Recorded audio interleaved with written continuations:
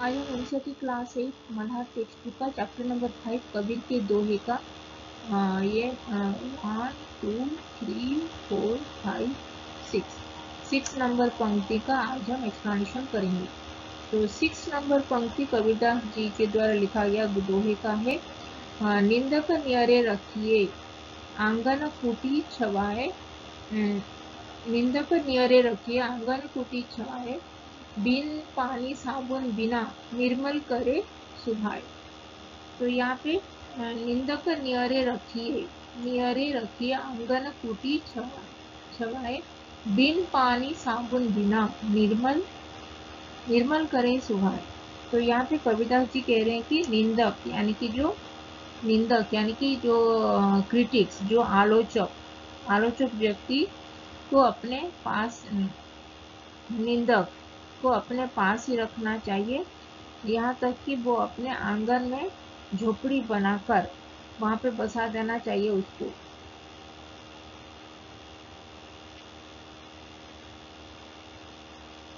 निंदक न्यारे रखिए आंगन कोठी छाए, यहाँ तक कि अपने आंगन में झोपड़ी बनाकर बसा देना चाहिए, क्योंकि निंदक हमें बार बार हमारी कमजोरियां और गलतियां को ही आईना दिखाते हैं। यानी कि जो क्रिटिसाइज करते हैं कुछ लोग हमारे कुछ पहनावे से, कुछ खाने से, कुछ भी ऐसे बातों से, वो जो क्रिटिक्स जो होते हैं, जो निंदक व्यक्ति होते हैं हमारे, हमेशा हमको हमारी कमजोरियां, वीकनेस और गलतियां जो भी, उसको ही हमको बोलते रहते हैं, हम उसको ही आईना दिखाते हैं।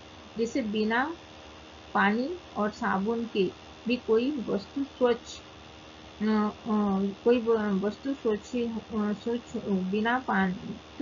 बिना पानी और साबुन के भी कोई वस्तु स्वच्छ हो सकता है। उसी तरह निंदक की जी बातों से भी हमारे भीतर से भी शुद्ध कर देती है।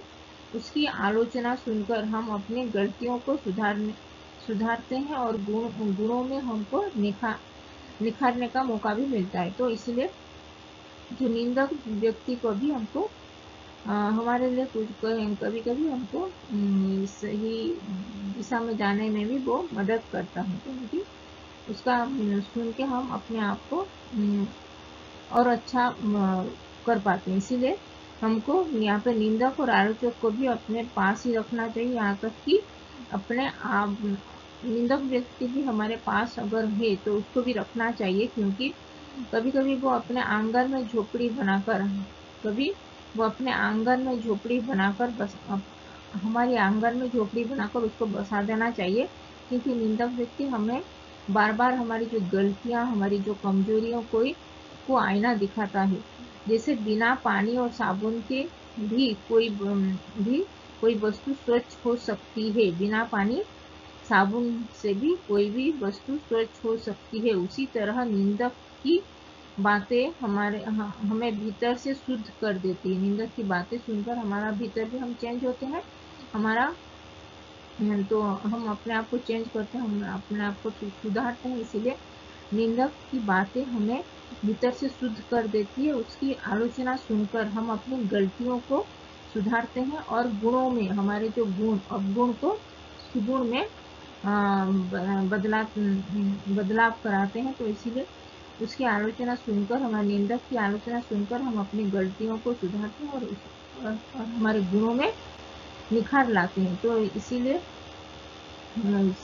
यहाँ पे निंदक को भी हमारे पास रखना चाहिए, हमारे आंगन में झोपड़ी बनाकर उसको रखना चाहिए, क्योंकि जैसे बिना पानी साबुन के भी हम कोई भी वस्तु स्वच्छ हो सकता है, वैसे ही निंदक की बातें सुनकर हमारे मन में भी शुद्ध होता है हमारा मन। तो इसीलिए निंदक को हमारे पास रखना चाहिए। इसीलिए निंदक को आलोचना सुनकर हमारी जो गलतियां, कमजोरियां को जो हमको दिखाता है, उसके बाद हम अपने गुणों में भी निखार ले आ पाते हैं। तो इसीलिए हमको निंदक न्यारे रखिए आंगन कुटी छवाए, बिन पानी साबुन बिना निर्मल करे सुभाए। तो ये था कबीरदास जी का दोहा, निंदक न्यारे रखिए आंगन कुटी छवाए, बिन पानी साबुन बिना निर्मल करे सुभाए। Thank you.